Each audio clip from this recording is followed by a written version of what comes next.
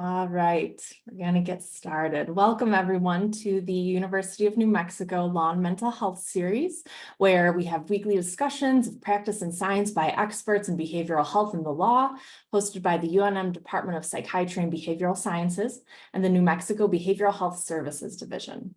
We are so glad to have everyone here today to join us. I'm Dr. Tatiana Matlis, an assistant professor in the UNM Department of Psychiatry and Behavioral Sciences and our forensic division. For our talk today, please ask any questions that you have for our presenter in the Q&A rather than the chat box. Just know we're going to hold any of those questions until the end of today's seminar. We'll try our best to get to as many of those questions as we can, but please forgive us if we aren't able to get to yours. If you are pursuing continuing medical education credits, the sign-in sheet will be in the chat shortly. If you are pursuing APA-CE credits, the link for that survey will be in the chat at about 5 minutes before the end of the talk. We'll post it a couple of times. Just make sure that you save that certificate after you complete the survey because we won't be keeping copies. And then, as always, we will make sure to post the link and the PowerPoint slides for today's talk sometime later this week, so you can access that at any time. And then before jumping into this week's presentation, just a heads up about next week's series. Next week, we will have UNM's very own Dr. Cassie Brown. She'll be discussing clinical and ethical considerations for expressing empathy during a forensic evaluation. So we hope that you'll be able to join us for that. And then now getting back into this week, I am very excited to introduce you to today's speaker who will be discussing forensic supervision, Dr. Kris Lloyd. Dr. Lloyd is a board-certified forensic psychologist who specializes in criminal forensic evaluations in the federal legal system. She completed her internship with the Federal Bureau of Prisons, BOP, in Butner, North Carolina, and a postdoctoral fellowship at the University of Massachusetts Medical School. She returned to the BOP in 2011 and for the past decade has worked for the Federal Medical Center in Butner, North Carolina. There, she's completed and supervised numerous forensic evaluations in support of the institution's mission of competency assessment and restoration of federal detainees with severe psychopathology. She's currently assigned to the Psychological Services branch, where she continues to complete forensic evaluations. On a personal note, Dr. Lloyd actually supervised me while I completed my internship at Butner. So during that time, I learned so much from her, not just about how to be a better forensic evaluator and writer, but just the kind of supervisor that I wanted to be for my own trainees someday. So I know she has a lot to share in this subject area. So Kris, Dr. Lloyd, on behalf of the rest of UNM, we're very thankful to have you sharing your expertise with us today. So I'll now turn it over to you. Thank you so much. I am happy to be here. I've been watching these for years, and so I feel very honored to have been asked to be a presenter today. Just a couple things. In order to receive credit, you need to attend the whole time. The evaluation closes after 24 hours, and save your certificates at the time. I also want to say that I do not have any financial arrangement related to the content of the activity today or this presentation. Also, the views expressed in this presentation are those of mine and mine alone, and they do not represent the views, policies, or positions of the University of New Mexico or the Federal Bureau of Prisons. So this is what we're going to look at today, a different kind of model of supervision, as well as different kinds of areas and what to address or how to address it when things are not working well. Just as a note, forensic evaluations can have a profound effect on any person's life who is undergoing them. And so when we think about what we want to know and on-the-job training, how do we get that? The only way we can do that is by providing the presentation and the on-the-job training ourselves. The quality of the work that's done is the responsibility of the supervisor. And while I've really talked and emphasized a little bit about the importance of the work and providing training, I also want to say that supervision can have a profound effect on the person who we're supervising, for the better or for the worst. And that means that not everybody might be a good supervisor. And so while I think we want to think about that we might have an obligation to train others I also want to sort of give folks permission to note that this might not be your skill set, and not everybody is a good or even proficient supervisor. And so if you aren't good in this area, or you recognize that it really is a drudge for you, then it's probably not a good area for you to work in. When we think about supervision, we really want to think about that it needs to be intentional and planned. And this is more than just checking boxes or making sure that cases are being handled. I also really want to highlight that the way I conceptualize supervision is that this is a two-way learning street. While our supervisees can learn much from us, we also have much to learn from them. Supervisees can challenge us to explain our thinking and why we're making the decisions we're making. And I think that that can also be a really strong point for us when we are then trying to explain the work that we do and technical matters to attorneys and to the courts. When supervisees are asking us questions, it really challenges us to think through our work and why we're doing it. So when a supervisee asks a question such as, what about this test, or what about that test, we really have to be able to articulate our reasons. And I think that that gives us a really good practice about how to talk about these things for the court. I also want to sort of emphasize, when we're thinking about supervision, that a lot of folks that come to work with us as supervisors, they have book and classroom training. But that isn't enough. And so I think of this little anecdote. Last year, I decided I wanted to do a triathlon, and I had never ridden a bike with clip-in pedals. And so I must have watched 1,000 videos on how to clip and unclip into the pedals of the bike on YouTube. And so when I was fully trained, I went outside, I clipped in, I rode my bike around the block. And then when it came time to stop and unclip, I promptly fell over. So all the videos that I had watched, they weren't helpful at all. What I needed to do was actually learn the practice and have a coach. And so when I asked a friend of mine about why am I falling over and not being able to unclip, he provided really valuable advice about how to get the mechanics down, which basically meant put the bike up against a wall and practice clipping and unclipping without needing to use my balance or having speed as well.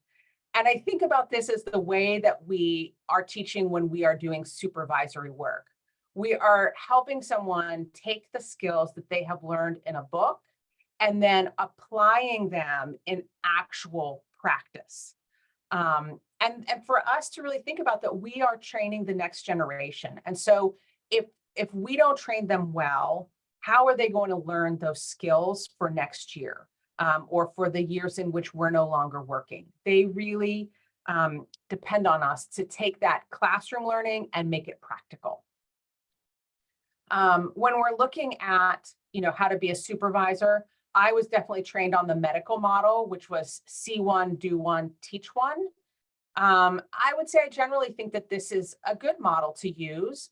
I would definitely point out that most of the time you need to have more than just do one before someone is ready to transition into that next stage of teaching.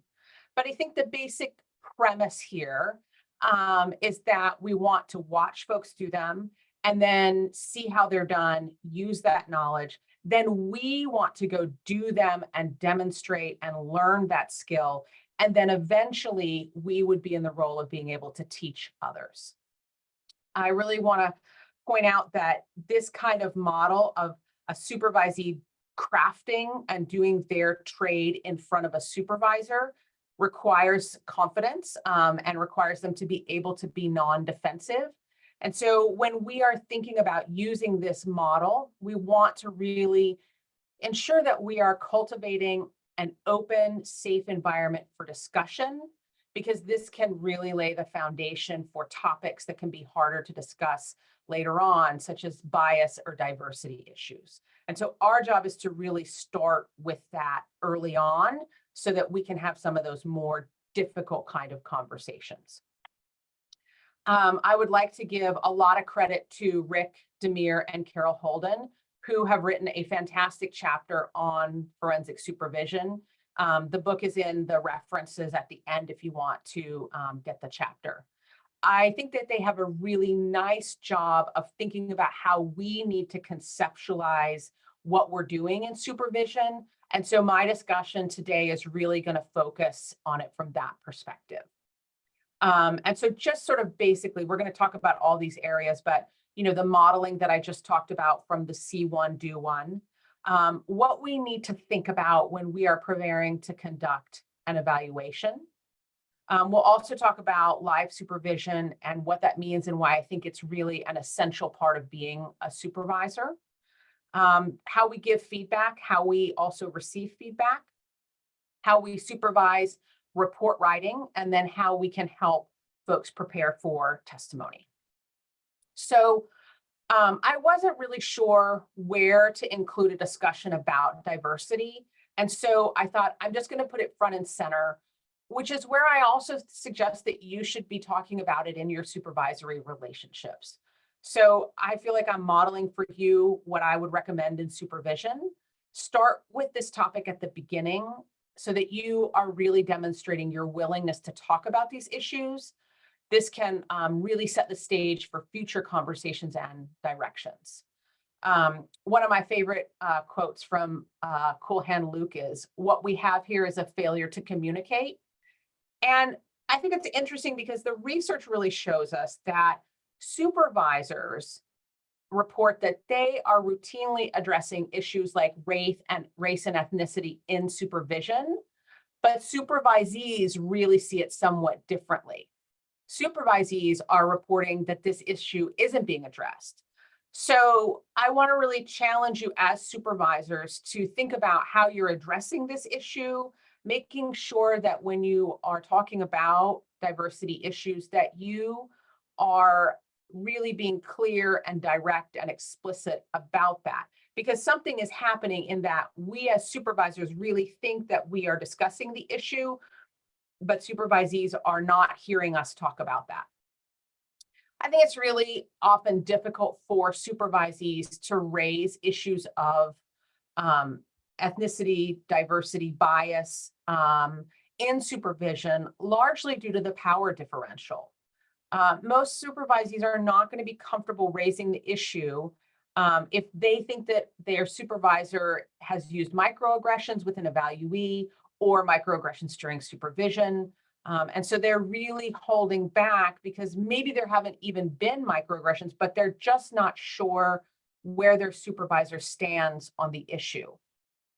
And I think there's a really good quote from DeAngelis that says, for them being the supervisees, it's high risk. They know that their evaluations and progression in the program are contingent about getting along with their supervisor. So they're trying to figure out where their supervisor stands on this issue. And so these are topics that are difficult to raise, especially when you are concerned that your ability to progress in your career will be affected on how you talk about these issues or if you raise them at all. I also really like this recommendation. It comes from the same article. It talks about that our supervisory practices should be more egalitarian, transparent, and respectful.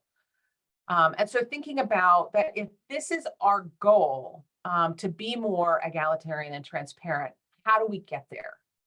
And so really thinking about that, one way is for us as supervisors to address the power and privilege dynamics within the supervisory relationship. And the burden is really on us as supervisors to do that because we're the ones who have the power.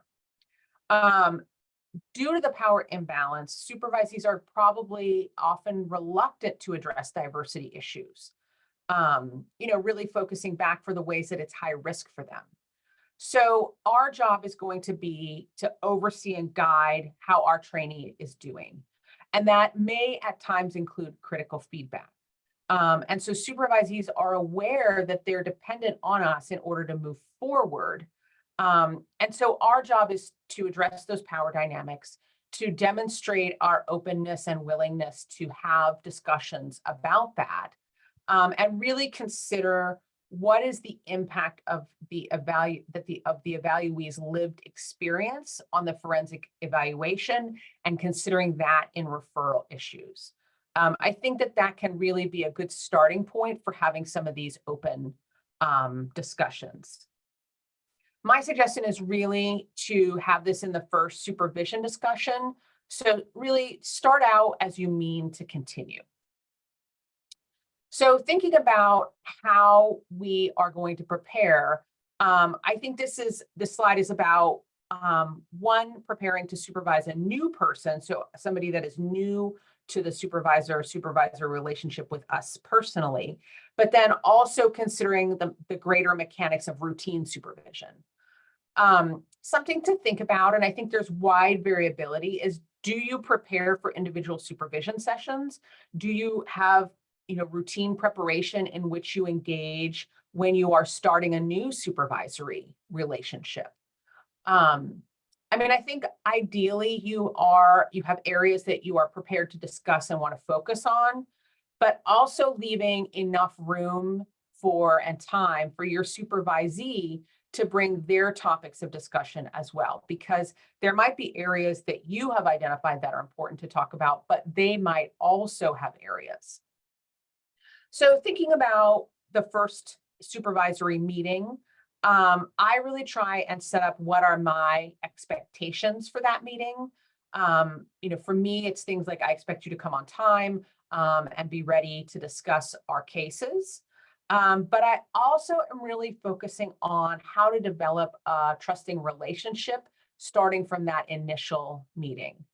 I have typically supervised interns and postdocs, and so at that level of development, they're going to be doing work that might not involve me watching every step they're doing or every move that they're making over the course of our work together. I'm working to help them develop increased autonomy. And so that also comes from me being able to trust how the work is done, that it's done in the manner that they've been trained to do, even when I'm not there to actually lay eyes and supervise that exact work.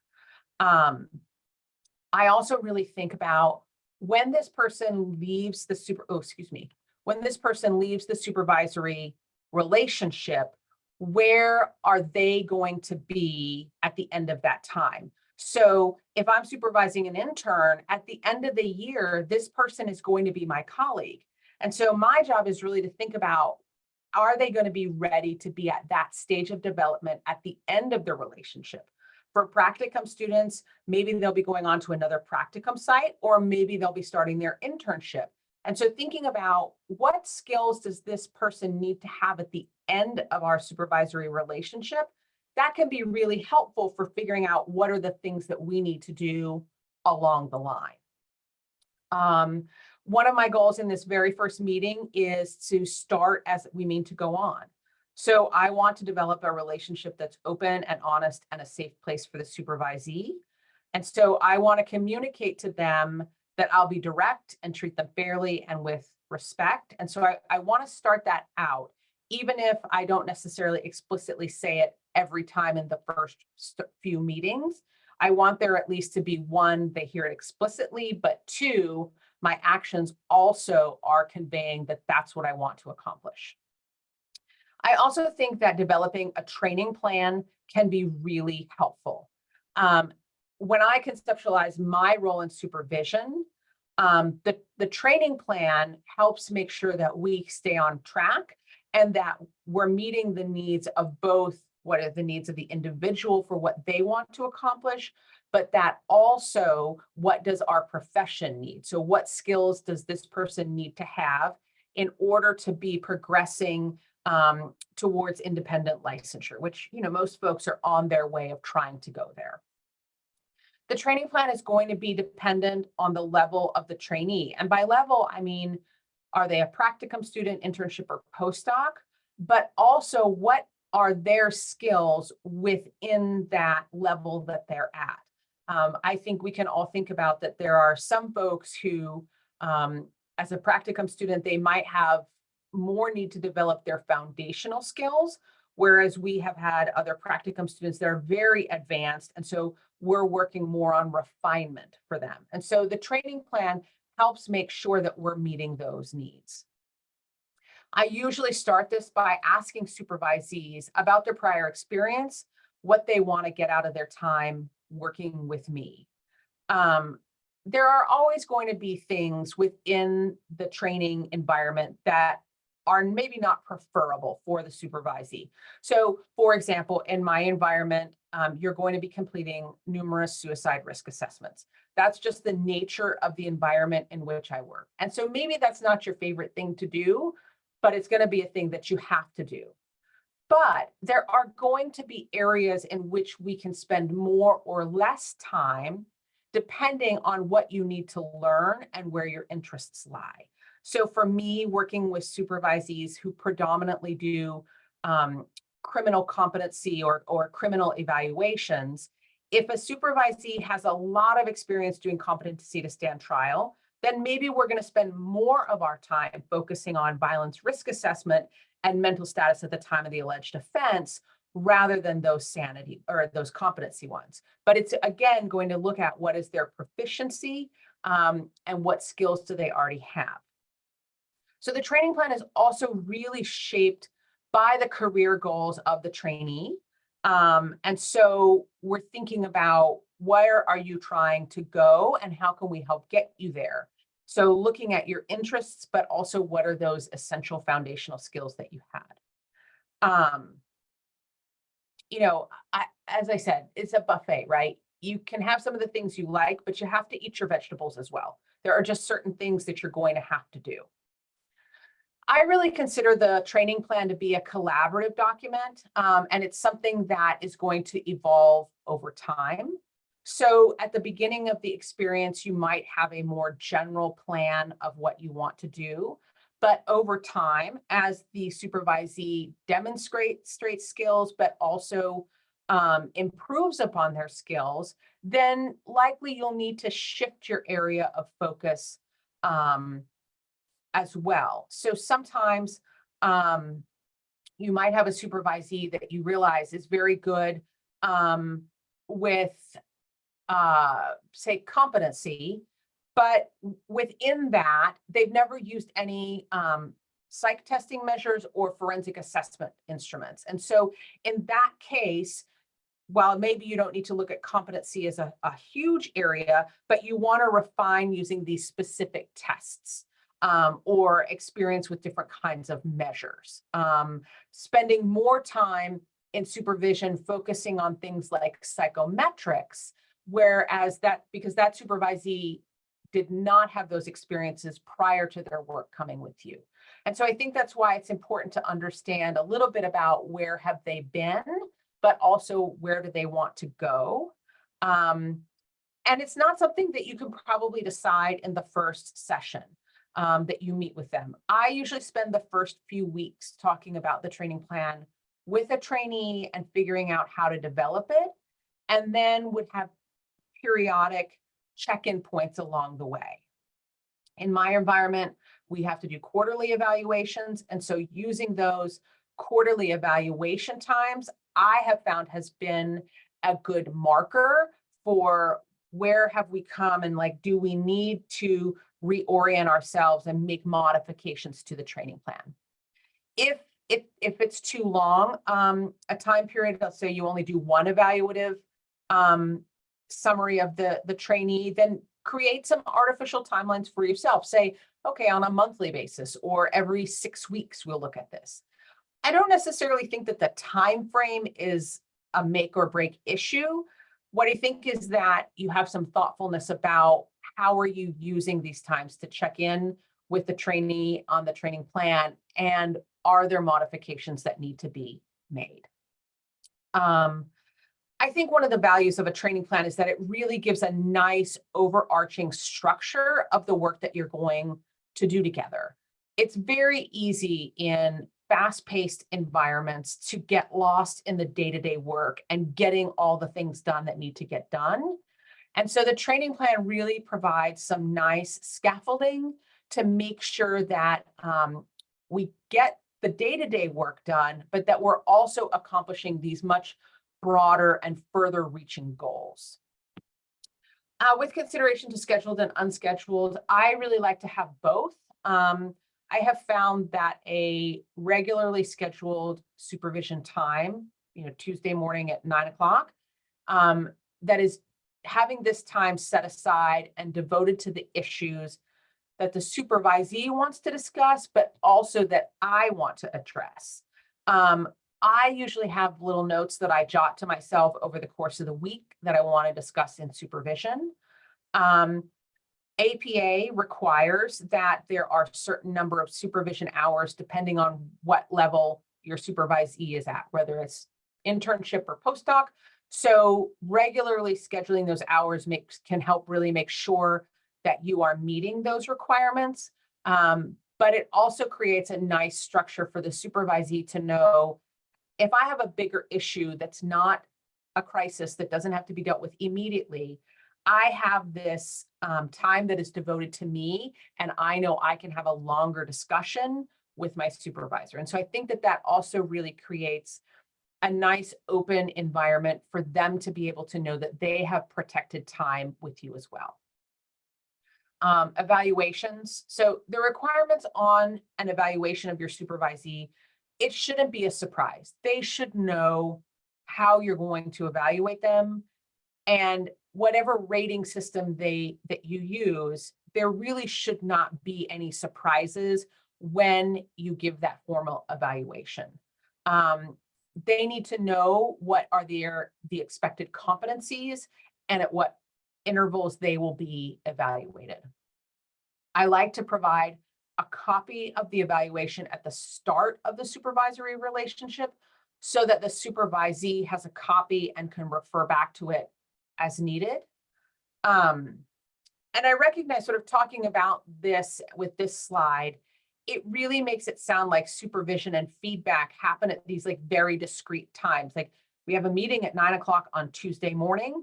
And so that is when supervision will be given and when it will be received. But I really think that supervision is like a continuous feedback loop. When I work with my supervisees, we are always reviewing, how are things going? Are we using the plan? What needs to happen next? Where are we going? Both on this very micro level of cases we're working on, but also thinking about it from a much broader, bigger perspective. So for example, thinking about a background interview has been completed with a person who's being evaluated. We got most of the information we need, but now there's a few points that we need to follow up. So something like, what was the outcome of prior criminal charges or something like that. And so those are smaller conversations about, okay, we need to get this and follow up. But it fits into this broader training goal of the interviewees or the supervisee's ability to engage and complete background interviews thoroughly and comprehensively, but still efficiently. And so thinking about that, really our role is to meet supervisees where they're at and then helping get them to the next step. And in my experience, there is a wide variety in the level of skills demonstrated by supervisees at the start of the training rotation, regardless of whether they're a practicum student, an intern, or a postdoctoral fellow. And so they can tell us what their skills are, but we also need to observe and evaluate where we think their skills are, and then develop a training plan with that in mind. So modeling. And I really happen to like this quote, be the change you wish to see in the world. I had always been told it was by Gandhi, but when I did a little research, apparently this is a paraphrase of a much longer quote of what Gandhi said. But I like to stick with it anyway, because I think it really fits into how I see supervision and thinking about that we are really training people who are going to be forensic mental health evaluators. And so we really want to model our best practices. And so I don't want that to be construed as doing perfect work. I've been doing this more than a decade now, and I can promise you I have never had a perfect report, a perfect evaluation, and I've certainly never had perfect testimony. Perfect is not the goal. And so when I talk about modeling, I'm certainly not saying that we need to model perfection. What we do need to model is doing high level, good quality work. And so that means modeling that and allowing our supervisee to see us do the work. It really can be helpful for newer folks to see how the work is done by someone with experience. Many people, when they start with forensic work, they have an idea of what it is, sometimes a not very good idea because they're basing it on what they see in a movie or TV show. And so our job is really to show them, like, this is what the work really looks like. I also really like that if we are modeling our work, it really allows for this shared experience. So we can go in the room together and then have this very rich discussion afterwards based on what that experience was like. I think when we are modeling work, it is really essential for us as a supervisor to demonstrate the ability to critically analyze our own work and to show that we are doing that. This is setting the foundation that you can be critical of your own work and that you should routinely engage in analysis of your work.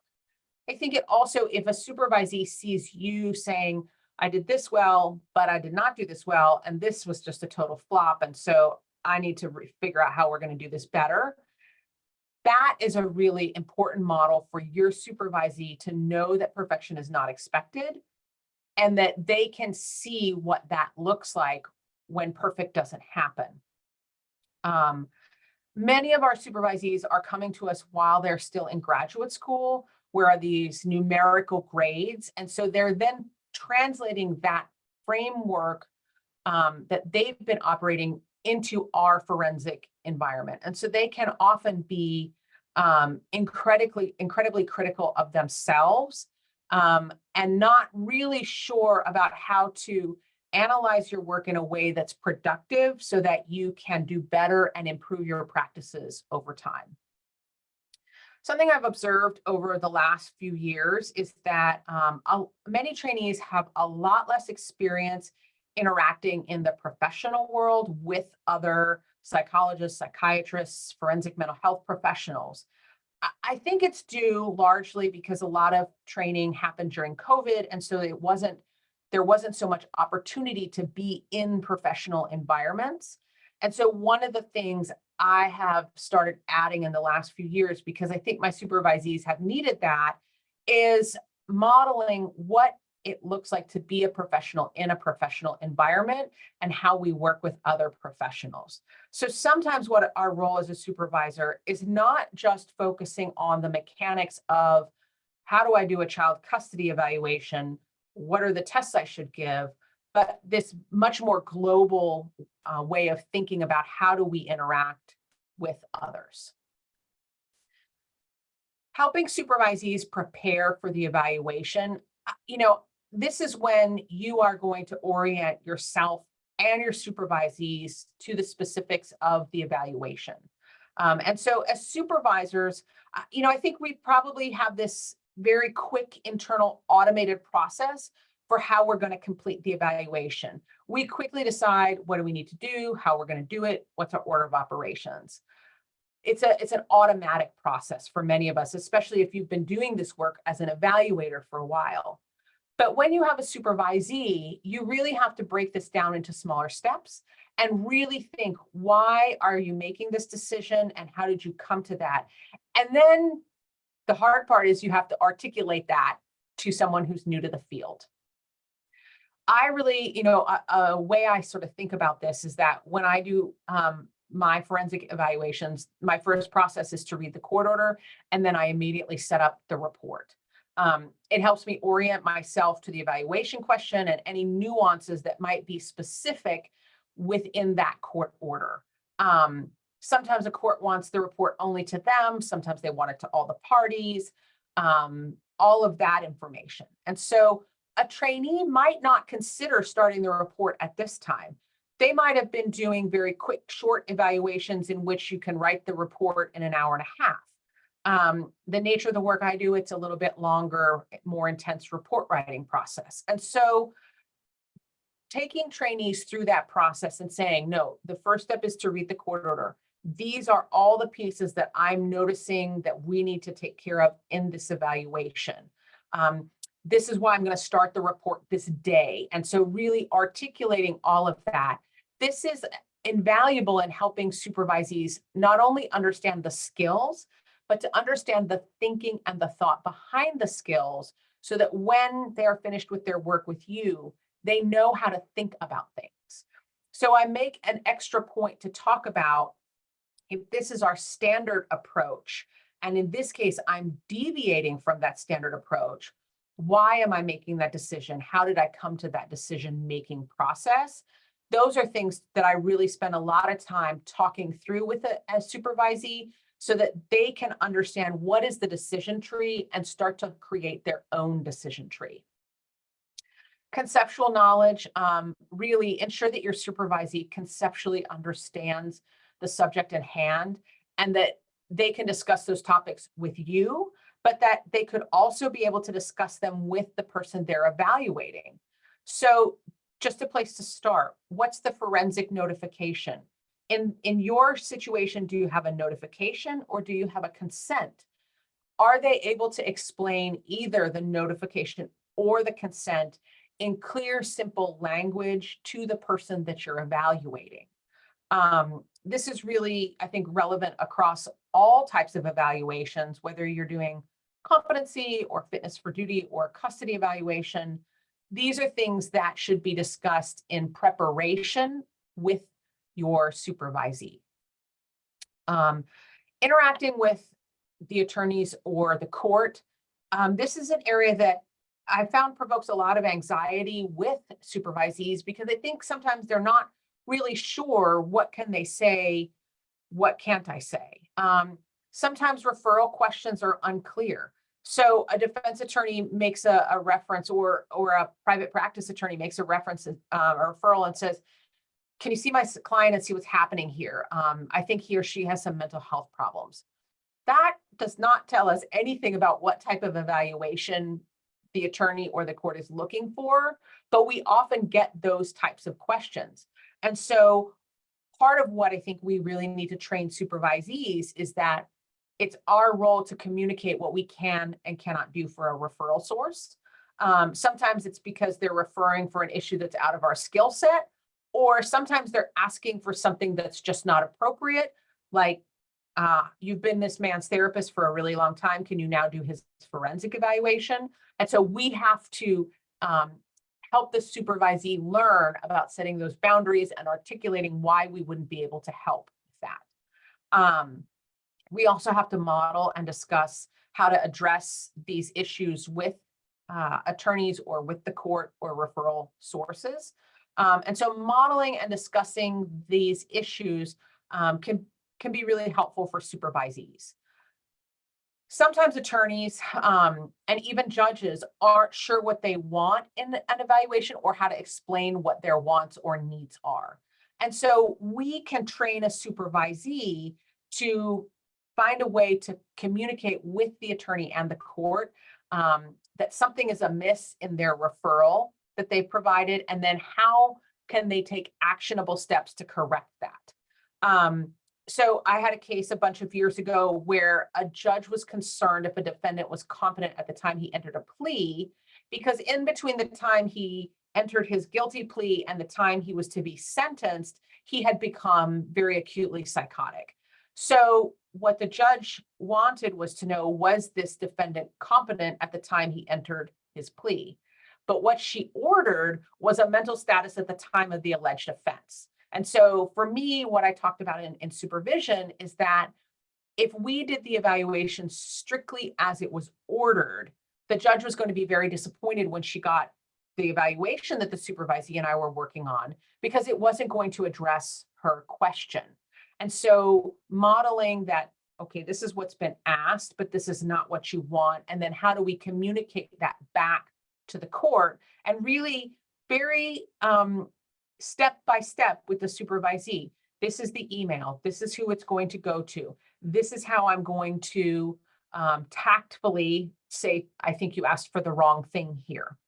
Because those are skills that supervisees might not really have any sense about how to deal with, or something that they really might not have a lot of exposure to.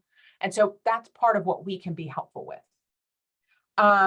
When I say development of an evaluation plan, what I mean for that is, how are we going to conduct this evaluation? And so there really needs to be a very explicit discussion between you and your supervisee about how are we going to assess if this person is fit for duty or competent to proceed. And so clearly articulating what are the questions that you need to ask, and how do you plan to get that data in order to know the answer. This should include a discussion about materials that you're going to use for testing. I also like to discuss a bunch of what if. So what if we get there and we can't use a computer for interviewing? Do we have the materials printed? What if we get there and we find out the defendant is engaging in impression management, either positive or negative? What would be the way that we would address those? And so really having a plan and talking through the plan. This also allows the supervisee to start understanding what they need to be thinking and developing plans for when they're doing evaluations in a more independent manner. So doing the evaluation, live supervision, I think this is the most important and crucial part of the process, to be in the room with the supervisee when they're doing the evaluation. A description of them telling you what they did is definitely not the same thing as seeing it. I also think, just from a protective liability perspective, if there is testimony, you may be asked to testify about the quality of work by the trainee, and you are in a much stronger position to be able to speak to that if you were actually in the room or have seen them develop competency and proficiency in certain areas. Sometimes you're only going to get one opportunity to conduct the interview. And if you are in the room and the supervisee maybe doesn't ask all the questions needed, at the end, you can follow up to make sure that you get all the information. As a supervisor, we might also see aspects of the evaluation that the supervisee isn't even aware of. For example, how are questions phrased? Was every single question a closed question? So those might be subtle things that the supervisee or the trainee doesn't realize they're doing, but you, because you're there and are observing their work, you can provide some helpful feedback and insight into that. I think that prior to starting to the evaluation, there should be a discussion between you and the supervisee about who's going to take the lead. If somebody wants to interject, how would they like you to do that approach? Or if you are conducting and they are watching and they want to ask a question, how do you want them to interject their question? Discussing this in advance, I think, really opens the door for either party to open a question, and really helps foster this open, collaborative work environment. With assessment measures, I know that the people from NAN are going to have a heart attack, but assessment measures should also be supervised, and scoring should be completed together. There's going to be missteps and stumbling blocks for any supervisee. As we already discussed, there's no perfect evaluation. But there are several ways to address those stumbling blocks.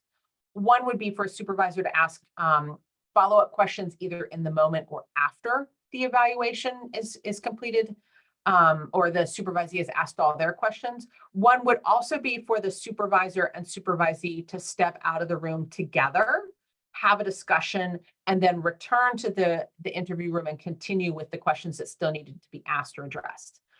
Regardless of whatever approach you decide, I think either can be a good approach depending on your circumstances, but you should decide it before you start the evaluation, and you should also advise and orient the person who is being evaluated that this might happen. Feedback. I mean, this is the case debrief. This is when the interview is done, the scoring of the testing measures, and a discussion. I would strongly recommend that you allow your supervisee to share their thoughts before you share yours. Then they won't feel obligated to just agree with you. Kind of that power differential again. Be sure that you allow enough time to discuss issues related to the evaluation, including a discussion about interpersonal aspects of the evaluation. How does the supervisee manage what they heard? Sometimes there are things that are particularly gruesome or sensitive, and so how are they managing those? The other piece I really like to include are talking about, what about this? What are potential hypothetical cross-examination questions? Is it possible so-and-so didn't actually understand the test items? Is that why he came back with an elevated positive impression management scale? So thinking about and talking through those areas so that you're demonstrating really thinking through the case well. I think feedback and debriefing also includes talking about what the supervisee did well and what are the areas of growth. As I said, I really think about this to be a continuous loop. There are predetermined times that you are giving written feedback, usually in an evaluation, but you want to be giving feedback in between those times and pointing out not only what needs to be improved, but where are things going really well. If you run out of time, an emergency happens, something like that, make sure that you as a supervisor schedule a time to go back to the issue so that the supervisee feels like that the issue has been adequately discussed. Really, I think also in feedback, you consider talking about what do they need from me as a supervisor. Sometimes they need me some more support. Sometimes they need me to be a little bit more reserved so that they can demonstrate their skills. And so this should be an ongoing discussion, both while you're looking at how did this exact evaluation result come out, but also considering in supervision the broader issues. Report writing. The thought of writing a forensic report for some people can be very daunting. One way I like to approach this is by starting with a review of other well-written reports. Sometimes there's a particular style or structure that an organization requires. And so provide your supervisee with models, with good models of those, so that they know what the goal is, know what their finished product should look like. As forensic psychologists, I think that we have been asked thousands of questions by both attorneys and courts. And so when they're asking these questions, this gives us a clue about what attorneys and courts don't know and what they want to know. And that then influences and gives direction in the reports that we write. And so we want to help share that information and talk about that. We really want to focus that the work that we do is to write clear and easy to understand work product for a non-psychologist to understand. We often have a lot of internalized knowledge about what courts want. And so we can use and talk about what courts want to know so that supervisees can also develop their reports to be easy to read and easily discernible. With regard to writing style, lots of supervisees are used to writing for graduate schools and professors who are also psychologists. We really have to take the time and be clear that our writing is for non-psychologists and needs to be understandable to them. It also needs to be limited to the specific question. And so an error that I have seen is that folks who are in graduate school are writing to demonstrate their knowledge because they're being evaluated on that.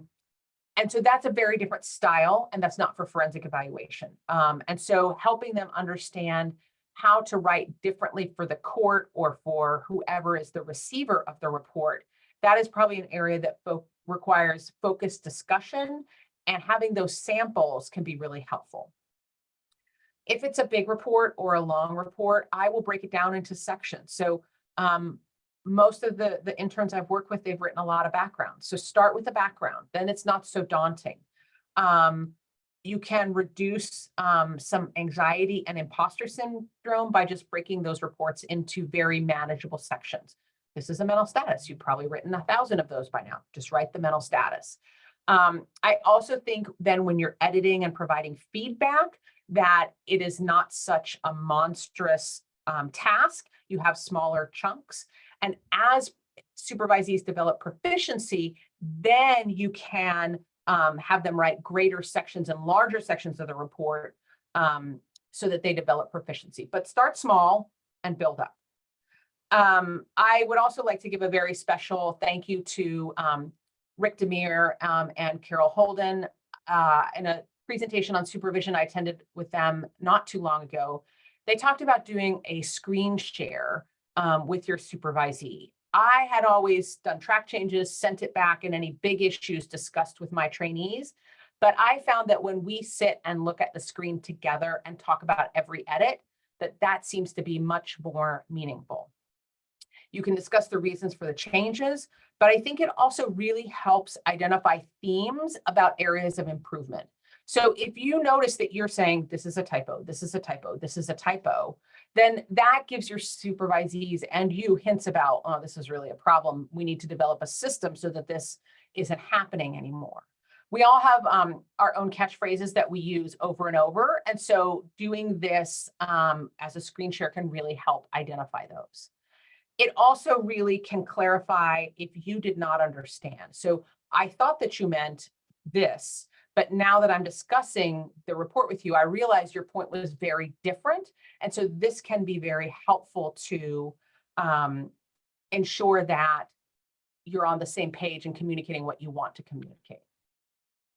Preparing for testimony, I think this is one of the most anxiety provoking areas for supervisees. I want to be really clear that your job is not to make your supervisee a mini-me with regard to testimony for you. What you want is to help them develop their own egosyntonic style, because that is what appears to be most genuine and then increases credibility for them as a witness. They will have to figure out what that style is, but watching them testify and providing feedback can be really crucial with that. I often spend time talking about with supervisees, what is the purpose of the hearing? And then we prepare a written document so that they are able to kind of prime the pump with language for questions that we know are going to be asked. So in a fitness for duty, does this person have a diagnosable condition? And if so, what is it? So what is that condition and how are you going to explain it to the court or the employer in a way that makes sense? Reading the DSM is not it. Thinking about a way to say it in plain, clear, direct language, that is the way that we're going to do it.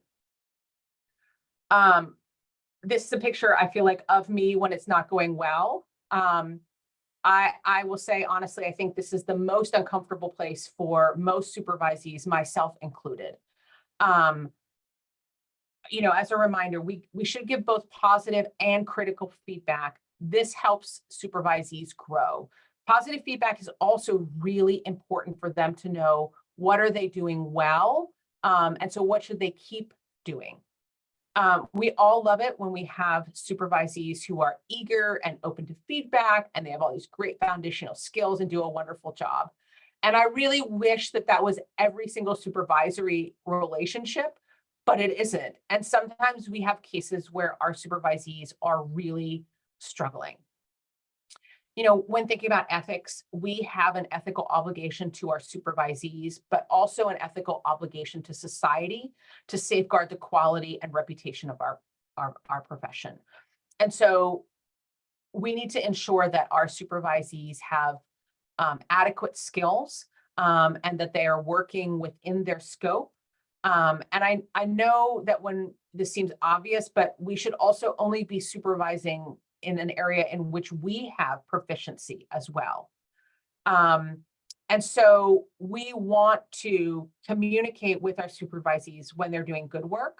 And if it's not going well, then we need to have a way to talk about what's happening. And I know that this can be incredibly uncomfortable, especially for the supervisor, but even more so for the supervisee. If there are very substantial issues, you probably need to communicate those with the training director at your site, if you have one, and the school, if the person is still in school. When I have had trainees that have struggled, I have, discussed it with the training director, because I at least want to keep them apprised of the situation and then brainstorm, how are we going to address the issue, and what do we need to do to try and get the person back on track. I think at a minimum, you need to let your supervisee know that their work is inadequate. They might not know. It might be the first time anyone's ever told them that. I think this is the hardest part about being a supervisor. My advice is to be clear and direct in your approach. Don't add modifiers, because it often leaves folks confused and unclear. Sometimes you kind of rush, just a little bit, ask questions like a little fast. That's confusing. Nobody knows what I just communicated there. So just be clear and direct. For example, I noticed you asked questions about sexual history very quickly. I'm wondering what your thoughts are about that. So it's just a small example, but it's clear, it's direct, it's offering opportunity for the supervisee to provide reflection that like maybe something's happening here. And I think if you get in the habit of doing this with the small issues, like you were asking questions too quickly, it also then lends and makes it easier to talk about big issues in a clear and direct manner. So, for example, and this is a conversation I've had to have with a supervisee, I'm concerned about your lack of experience and an ability to administer basic psychological assessment.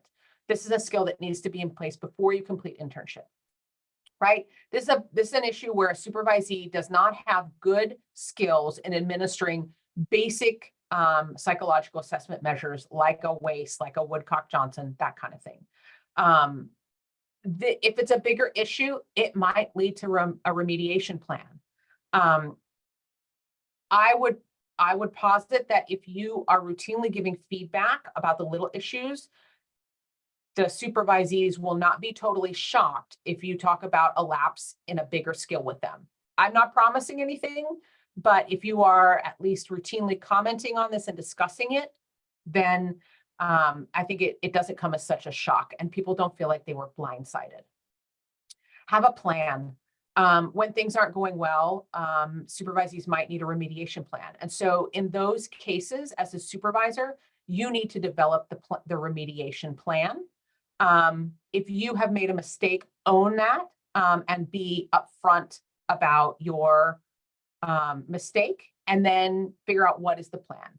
I just want to end there, but my final thought on that is that as a supervisor, if your trainee needs a remediation plan, the responsibility is for you to develop that remediation plan and to approach it from a caring and supportive manner, but also one that we need to have skills improved, and how do we get you there together? Those are my last questions. If there are any questions, here are the references as well. The Demir and Holden chapter is wonderful. And then here's the QR code for the link. So thank you very much. Thank you, Dr. Lloyd.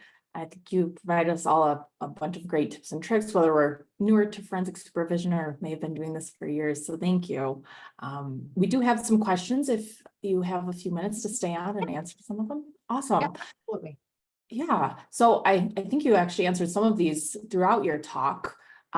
So someone was wondering about your thoughts on virtual, so video conferencing supervision versus in the room supervision. And I know you talked about this a little bit and how being in the room is really important. And I don't know if this person is maybe referencing doing evaluations over Zoom and that type of supervision, or but could you speak to that a little bit more? Sure.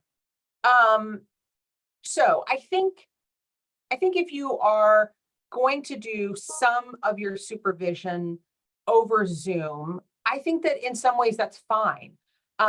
Especially if you're doing something like reviewing report or preparing for testimony, you can, screen share, you can have a good conversation. I think it's harder for me to conceptualize how you would do a virtual evaluation and supervise. I mean, maybe my tech brain just doesn't know how to make that happen. I think if technology permits and you can be able to monitor both you and the other person, I think that's workable. I don't think that reliance on virtual supervision alone is ideal. But in a pinch, in a pandemic, sure, we can make it work. But I do think that there two people being together in the same room, I think that there's real value in that as well. Sure. Thank you. And someone else was wondering if you could offer any guidance on types of support or teaching or tools that you might model or offer to your trainees regarding different self-care for minimizing the impacts of forensic services on practitioners.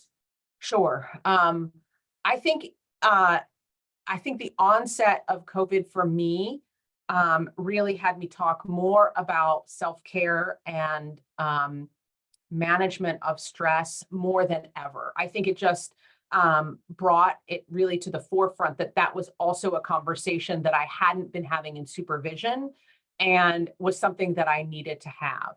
I think somebody asked me, a mentor of mine asked me one time, what is your self-care plan? This was right as COVID hit and I was working a lot. And that question really stopped me in my tracks. But I think because it was so valuable to me, that is a question that I have started asking supervisees as well. What is your self-care plan? And like, what is it that's going to do it for you? So just like we develop an evaluation plan of these are the things I need to do, to really be explicit and direct about that. How is it that you're managing?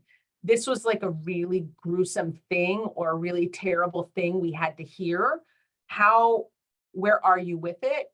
How are you going to care for yourself? But I think, like most things in supervision, to be direct about it. I also think it's okay to talk about these are the things that I do for self-care.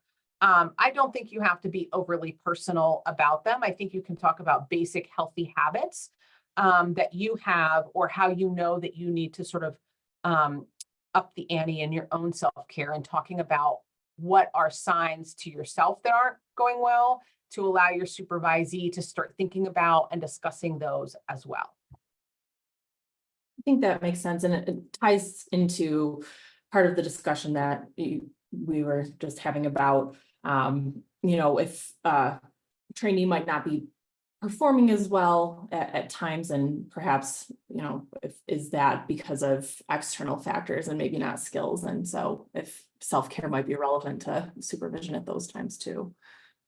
Yeah, I mean, I think it points out something that I didn't address, but I think is a really good point, is that supervisees have really terrible things that happen during the course of their training year as well.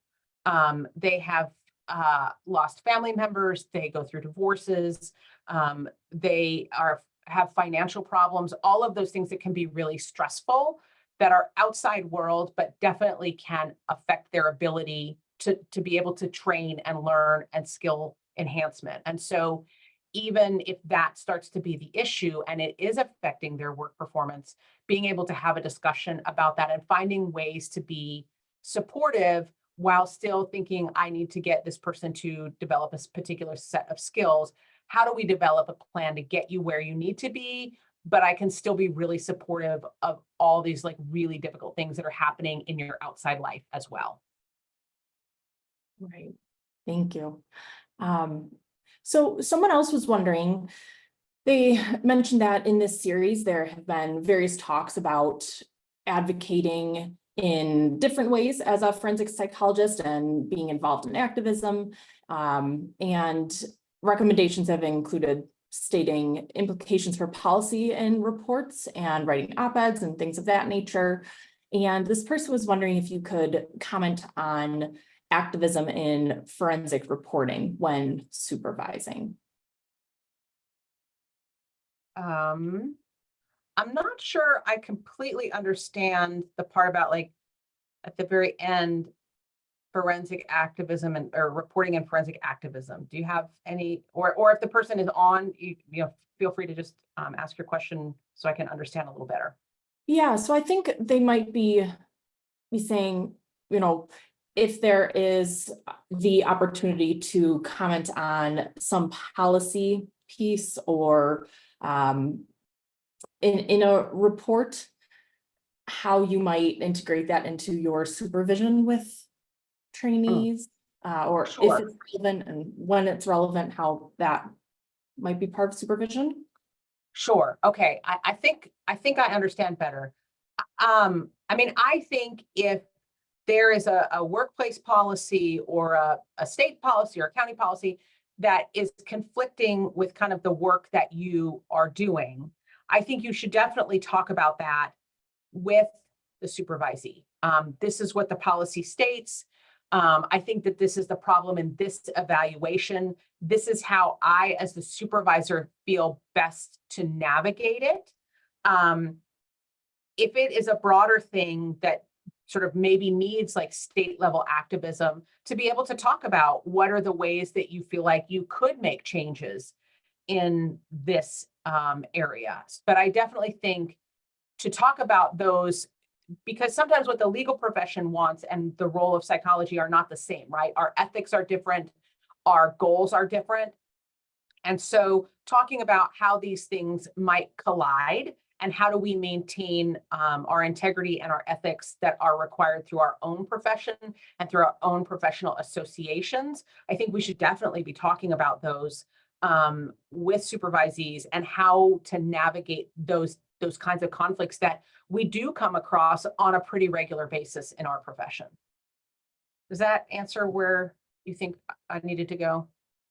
I think so. And it actually ties into one of the other questions that someone in the audience had about, working in different settings where there might be an organizational culture of maybe not the most helpful supervision, or, they provide an example of supervisors speaking disparagingly of supervisees in open areas, or supervisor tendencies during individual supervision to use tones of feedback that might be belittling or condescending. So just some of those, ethical pieces. And they're wondering how we can best advocate for change in systems with unhelpful supervision tendencies.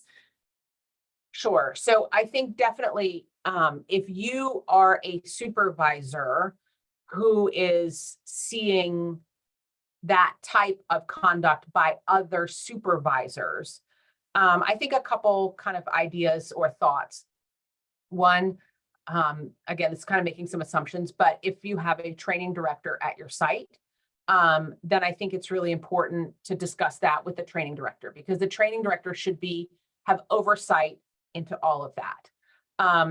I also think if you are the training director, or you are in a supervisory role of the folks who are engaging in not helpful supervisor behavior, then I think you, as in that supervisory role, you have a responsibility to talk about it with that person. I think there is a level of responsibility that we have as supervisors to try and minimize poor supervisory experiences for supervisees. And it goes back to that notion that we are the folks in the relationship who have more power. Supervisees are pretty limited. So I do think if you are in that supervisory role, you need to have a conversation, clear, direct, probably very uncomfortable, with folks about how that not only affects supervisees, but actually is really detrimental to the entire organization. A lot of organizations depend on supervisees, and we know supervisees talk to each other. They talk about where's good and where's not good. And so even really talking about that this is negative to our own environment, it looks bad for us, it is detrimental and harmful to our supervisees, to really look at the many aspects. But I think the bottom line is that if you are the person who is the supervisor of those supervisors, you have to have that conversation. And if it continues, then you have to really evaluate and make a tough decision about, should this person continue to be a supervisor? I think I started out at the beginning that while I think we have an obligation to provide supervision, it is not a good fit for everybody. And if it isn't a good fit for someone, then they shouldn't be supervising. And I know that's a pretty tough place to be saying, hey, I don't think we can manage to have you be a supervisor anymore. And I recognize that that is a very difficult conversation to have. Of course, yeah, and like you discussed throughout, there's a lot of skills and learning that goes into being a supervisor in itself, and yeah. Well, I think we're just about at time, so I appreciate you again coming in and doing this talk for us today. There's still some more questions, so I'm sorry if we didn't get to your questions today, folks, but thank you again, Dr. Lloyd. And this will wrap up this week's LMH. Just a reminder, next week we'll have Dr. Cassie Brown presenting on clinical and ethical considerations for expressing empathy during forensic evaluations. So thank you again, everyone, for joining us today, and we hope to see you again next Tuesday. In the meantime, take care and have a good rest of your week.